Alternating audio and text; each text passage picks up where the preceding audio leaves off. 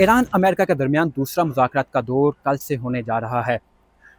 ईरानी वफ़द और अमरीकी वफ़द आज रात को इस्लामाबाद पहुँच जाएँगे।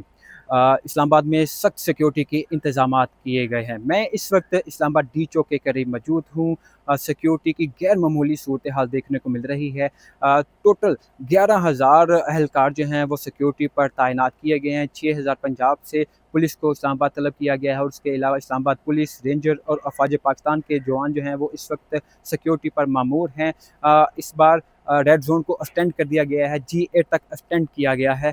मेट्रो बस सर्विस की तो मेट्रो बस सर्विस को भी पिंप स्टेशन से पाक सेक्रेटेरिएट तक मुअत्तल कर दिया गया है, जबकि रावलपिंडी सदर स्टेशन से लेकर पिंप स्टेशन तक मेट्रो बस बहाल की गई है। इसके अलावा रेड ज़ोन में काम करने वाले तमाम दफ़ातर को बंद किया गया है। आज छुट्टी का ऐलान किया गया है।